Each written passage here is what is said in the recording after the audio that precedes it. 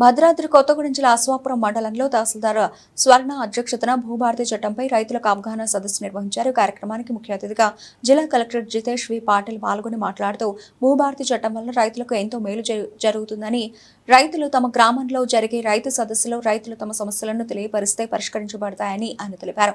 ఈ కార్యక్రమంలో RDO Damodar, MPEO Tirumalarao, ఏడీ తాతారావు, అధికారులు, వివిధ రాజకీయ పార్టీల నాయకులు, రైతులు పెద్ద సంఖ్యలో పాల్గొన్నారు. రైతులు తమ సమస్యలను వేదిక వద్దనే కలెక్టర్కు తెలిపారు. కలెక్టర్ ఆధారాలను పరిశీలించి తమ సమస్యలను పరిష్కరించబడతాయని తెలిపారు. అట్లాంటివి ఏమీ లేదు, మీ పేరు రికార్డ్ మీద ఉంది. పాతవి పాస్ పుస్తకాలు అంటే రెండు పుస్తకాలు ఉన్నాయి, ఒకటి పట్టాదార్ పాస్బుక్, రెండోది టైటిల్ డీడ్.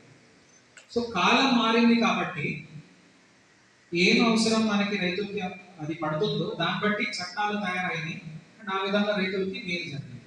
సో అప్పుడు ఆ టైటిల్ డీడ్ ఉండేది, పాస్బుక్ ఉండేది, కానీ దానికి రికార్డు ఎక్కించాలంటే ఆన్లైన్లోకి మారింది అంతా.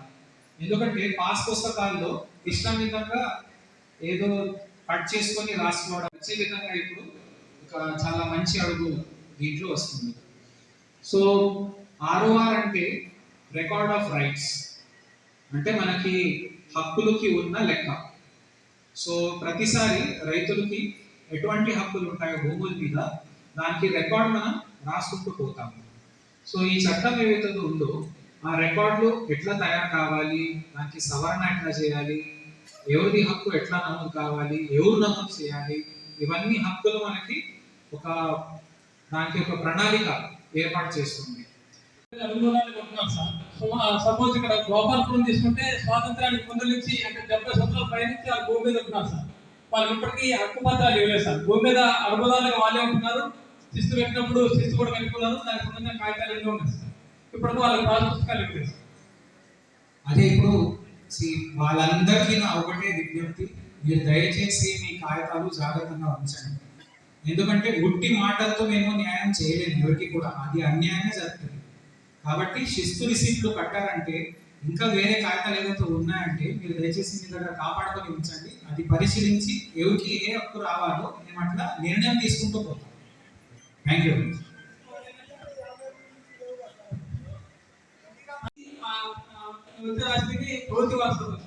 వారు తల్లిదండ్రులు బతుకుండగా పిల్లలకి పాస్ పుస్తకాలు వేయలేదు సార్. తండ్రికి 80 సంవత్సరాలు అవుతాయి సార్, పిల్లగాడికి కొడుక్కి 60 సంవత్సరాలు అవుతాయి. అయినా సార్ దానికి పాస్ పుస్తకం రాదు, భూమి మీద హక్కు పత్రం రాదు. తండ్రి మీ తల్లిదండ్రులు చనిపోతే మీ పేరుతో పుస్తకం అప్పుడు రాదు. వాళ్ళ తల్లిదండ్రులు చనిపోవడం కోసం చూడాల్సి అవసరం లేదు కదా, వీలునామా రాయొచ్చు కదా. వీలునామా రాశారు సార్, పాస్ పుస్తకం 7 పేర్లు ఉండదు సార్. పిల్లగాడికి వేరే పాస్ పుస్తకాలు లేకపోతే ఒకే పేరు మీద ఎక్కువ భూమి ఉండటం వల్ల కొన్ని ఇబ్బందులు ఉంటుంది. ఎందుకు ఉండదు? తల్లిదండ్రుల పేరు పైన పాస్ పుస్తకం ఉందా? ఉంది. ఆ తల్లిదండ్రులు పిల్లల మధ్యలో వీలునామా రాసేసి ఇచ్చేసి రిజిస్ట్రేషన్ చేసి పేరు మాత్రమే చేసుకుంటే ఎవరు అడ్డం వస్తున్నారు? దొరుకుతాయి మీకు 1000 ఎకరాలు, 2000 ఎకరాలు, కానీ అటువైపు అయితే 5 ఎకరాలు, 10 ఎకరాలు. ఎందుకంటే తడి భూమి వల్ల మొత్తం దగ్గరుండి చాలా క్షుణ్ణంగా సర్వే చేయడం జరిగింది ఒక 70 సంవత్సరాల ముందు.